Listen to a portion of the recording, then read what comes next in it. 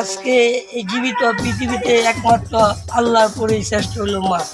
মায়ের মনে আঘাত দিলে মরিচ যেমন জ্বলে, আগুন যেমন জ্বলে, তার হৃদয়টা এমনভাবে কেরোসিনের মতো জ্বলে।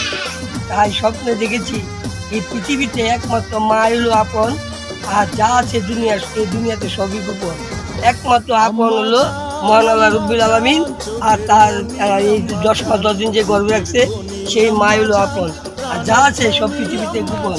কিন্তু একটা যে ব্যক্তি মাকে আঘাত দিয়ে নামাজ হজ যতই করুক না কেন কোনো লাভ নাই। মানুষকে দেখানির নামাজ, দেখানির হজ, বাস্তবে হজ নাই।